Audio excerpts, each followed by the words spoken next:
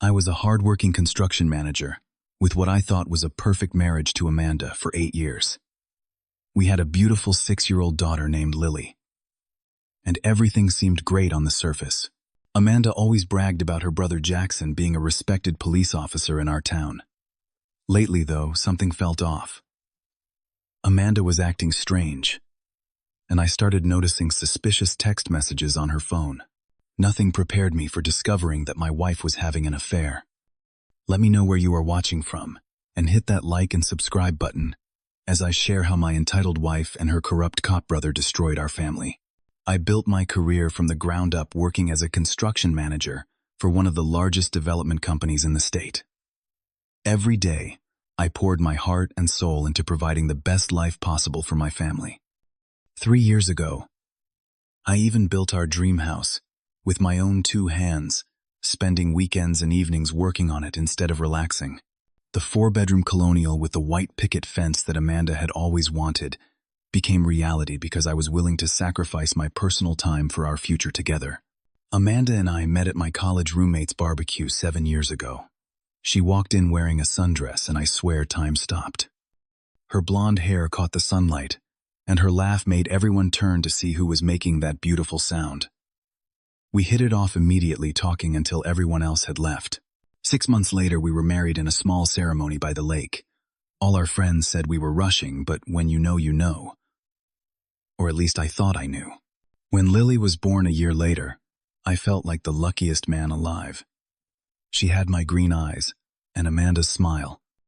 I would rush home from work just to hold her and watch her discover the world. Amanda seemed happy too, taking a year off from her marketing job to be a full-time mom before returning to work at a prestigious firm downtown. The first signs that something was wrong started about 8 months ago. Amanda became increasingly critical of everything I did. The way I loaded the dishwasher, how I dressed Lily for school, even the tone of my voice became targets for her displeasure. She started having more and more late-night work meetings coming home, smelling like wine and wearing makeup that looked freshly applied rather than worn all day. Our intimate life practically disappeared. Any attempt to connect physically was met with excuses about headaches or being too tired. When I tried to talk about it, she would accuse me of only caring about sex, making me feel guilty for even bringing it up. I started to wonder if she had fallen out of love with me, but nothing prepared me for what was really happening. The red flags kept appearing. Her phone would light up with notifications at 2 in the morning. She started taking it into the bathroom when she showered.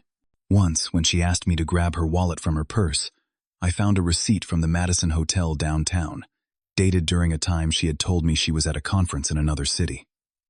Then came the unexplained gifts. A new bracelet she claimed was on sale. Designer shoes that would have cost at least 2 weeks of grocery money. When I asked questions, her answers were vague and defensive. Suddenly, all her passwords changed.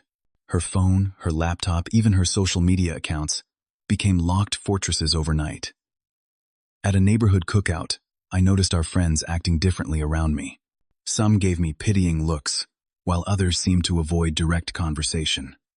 When I approached my buddy Ryan, he awkwardly excused himself mid-sentence. People knew something I did not. The truth revealed itself on a Tuesday afternoon. I had finished work early and decided to surprise Amanda by picking her up from the office. As I pulled into the parking lot of her building, I saw her walking out with a tall man in an expensive suit. Before they parted ways, they kissed. Not a friendly peck, but a passionate embrace that made my stomach turn.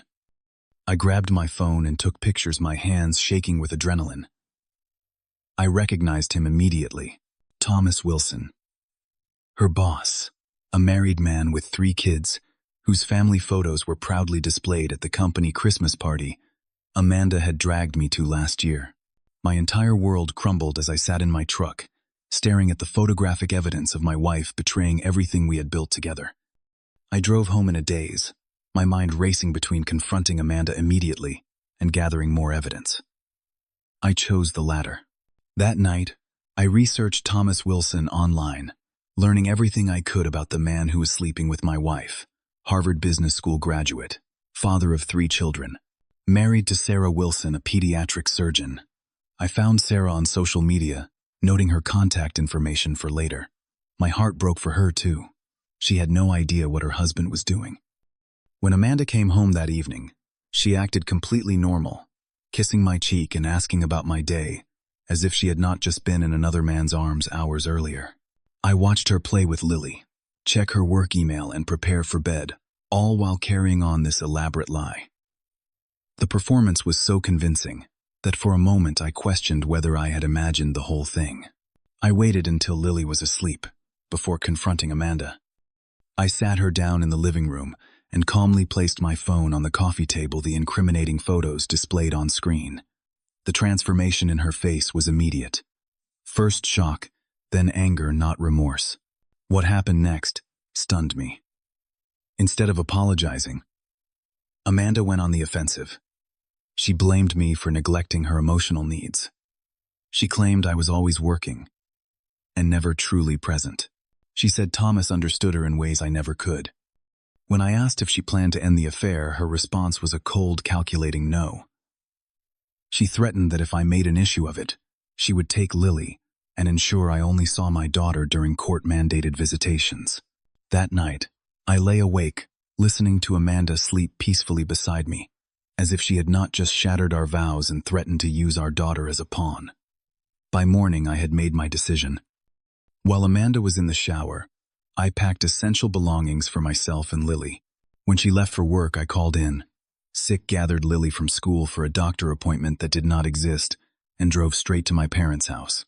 Mom and Dad were shocked, but immediately supportive. Dad, a retired attorney, helped me file for emergency temporary custody that afternoon. By evening, I had rented a furnished apartment near Lily's school. I sent Amanda a brief text explaining that I knew about her affair, had taken Lily to a safe place, and would communicate further through attorneys. Her response was immediate and frantic. Dozens of messages flooded my phone, alternating between threats and pleas. She would ruin me. She would forgive me. I would never see Lily again. She wanted to work things out. The emotional whiplash was exhausting, so I simply stopped reading them. The next day, I met Sarah Wilson at a quiet coffee shop across town. Her hands trembled as I showed her the photos and explained what I knew. Rather than anger toward me, as the messenger, she expressed gratitude. She had suspected something for months, but Thomas had convinced her she was paranoid. We shared details and discovered the affair had been going on for over a year, much longer than I had realized. We parted with a strange bond forged through shared betrayal, promising to keep each other updated on developments. Amanda's rage escalated when she discovered I had contacted Sarah. She began a smear campaign telling our friends I was mentally unstable and had kidnapped our daughter. Several mutual friends texted me, asking if I was okay, clearly concerned by whatever story she had spun.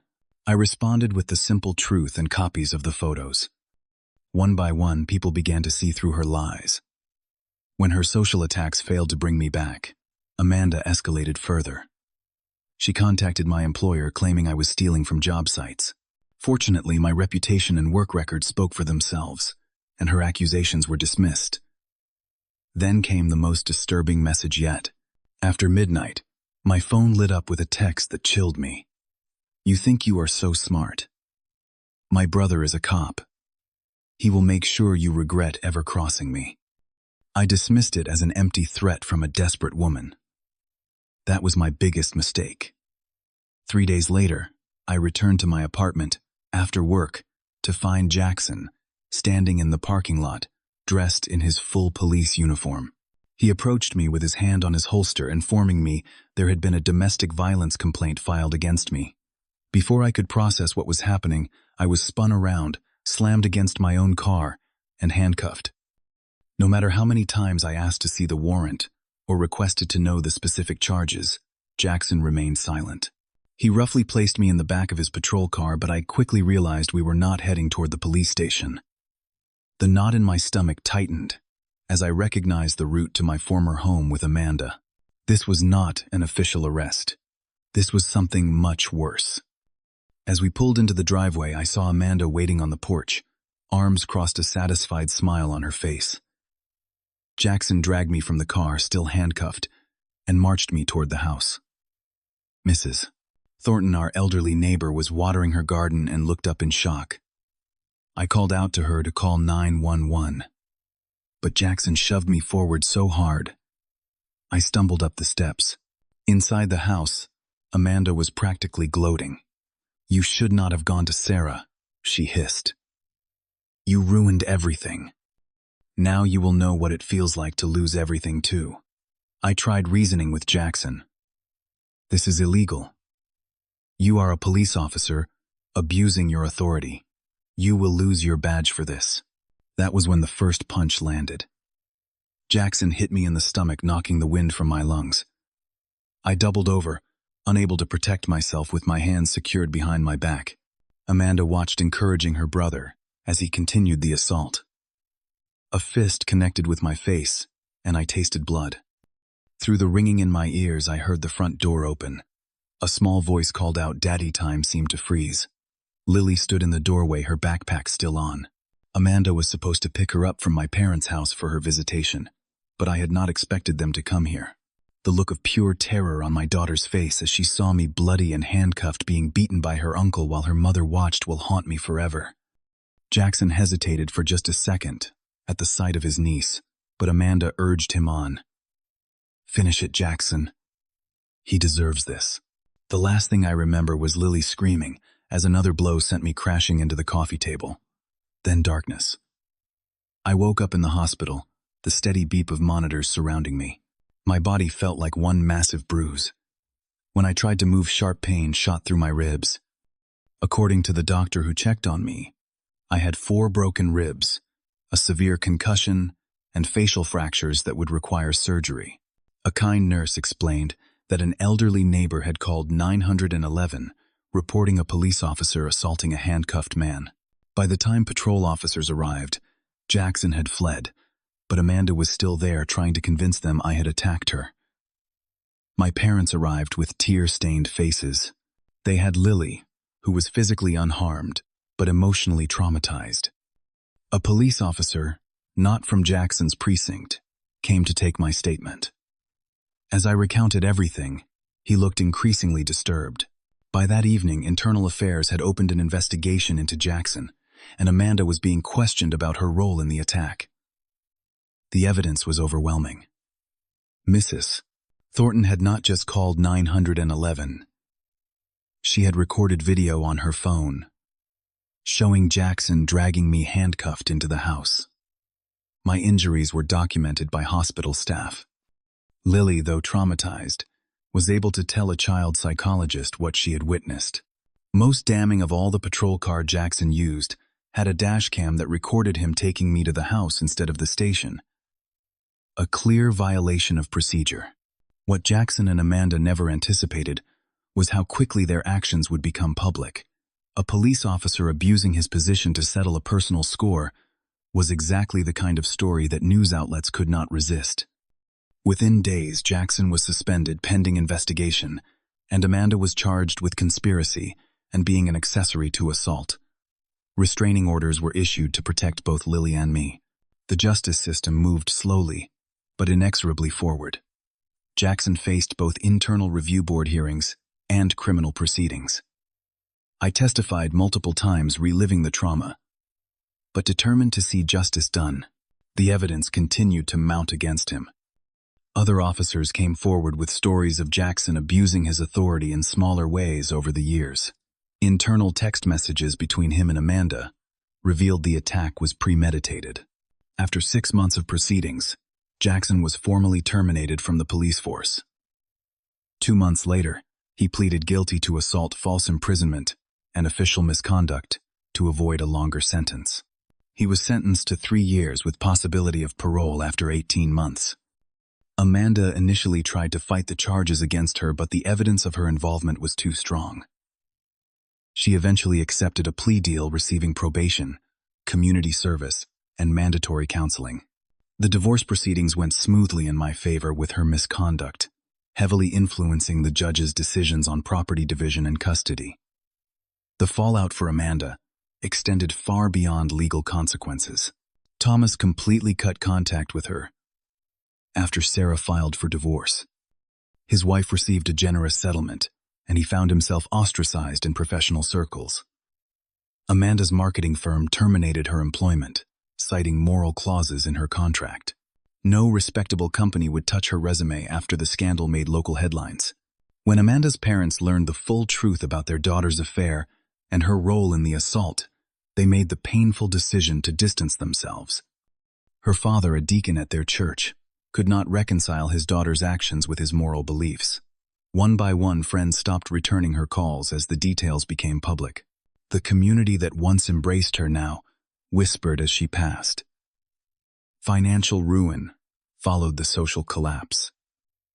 Legal fees depleted her savings. Without a job, she could not maintain payments on the house that the divorce settlement had awarded me but that I had allowed her to keep. Eventually, she was forced to sell it at a loss and move into a small apartment on the edge of town. The woman who once had everything was left with almost nothing. My recovery was a long and painful journey. Physical therapy helped heal my body, but the emotional wounds cut deeper. Nightmares of the attack plagued my sleep. Loud noises would trigger panic attacks. I found myself checking over my shoulder, constantly fearing Amanda or Jackson might reappear despite the restraining orders. Lily needed extensive counseling to process what she had witnessed. She developed separation anxiety, terrified whenever I was out of her sight. Her therapist recommended a therapy dog, and Scout, a gentle golden retriever, became her constant companion and protector. Slowly, the light returned to her eyes, though certain triggers could still cause her to withdraw. I channeled my energy into creating a safe, stable environment for us. With the settlement money from the civil suit against Jackson and the police department, I purchased a new home in a different school district. I took Lily to tour it before buying, letting her choose her bedroom color and helping her design a special reading nook. We planted a garden together, watching things grow as we healed. My parents were incredible throughout the entire ordeal. Mom would bring home cooked meals and stay with Lily when I had medical appointments or court appearances. Dad helped navigate the legal complexities and stood beside me during the most difficult testimony. Friends I had not heard from in years reached out after seeing the news, offering support and helping with practical matters like driving Lily to activities when I was still recovering. Strangers sent supportive messages after the story made regional news. A support group for men who had experienced domestic violence reached out, connecting me with others who truly understood the unique challenges I faced. I eventually became a mentor for newcomers to the group, finding purpose in helping others navigate similar traumas. 6 months after the divorce was finalized, Amanda began her campaign for reconciliation. It started with letter pages of apology and promises to change. When I did not respond, she escalated to sending gifts for Lily and me. Books she remembered I wanted to read. Lily's favorite candies. All were returned unopened. She began showing up at places she knew we might be. The grocery store on Saturday mornings. The park where Lily had soccer practice. Always maintaining the legal distance required by the restraining order, but clearly visible, often with tears streaming down her face. She recruited mutual acquaintances to speak on her behalf, telling them she was a changed woman who had learned from her mistakes. The most recent attempt came through her aunt, who approached me after church. She delivered a message that Amanda was in therapy, had found faith, and believed God wanted our family reunited. She begged me to allow Amanda to have a relationship with Lily, beyond the supervised visitations granted by the court.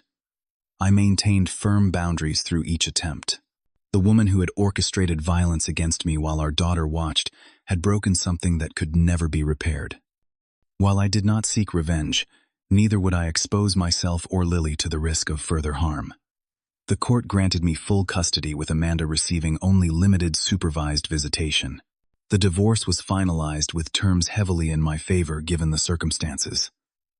I did not seek to punish her through excessive financial demands, wanting only a clean break and security for Lily's future.